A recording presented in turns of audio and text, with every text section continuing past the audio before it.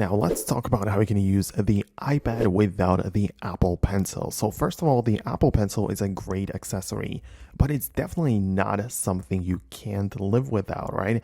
It is an accessory and it is that it has that title for a reason.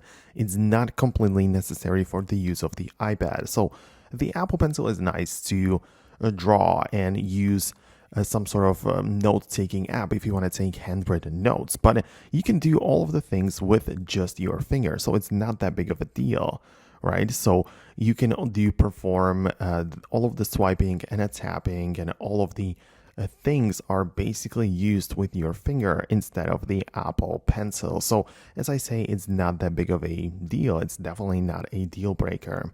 So obviously it would make a difference, because if you are taking a lot of notes with the Apple Pencil, then without it, you can only use the keyboard method, or technically you can also use finger to draw and use the handwriting, but it's much more difficult, right? So there it would make a difference.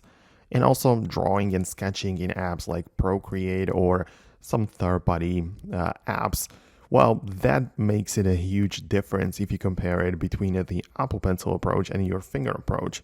But it doesn't mean that it's impossible to use. As I say, the Apple Pencil enhances the user experience, but it doesn't really make it a whole new device, right, out of the iPad.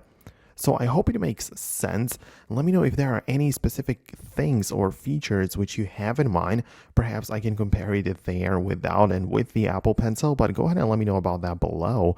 If you like this video, make sure you are subscribed, and I'll catch you later in the future uploads.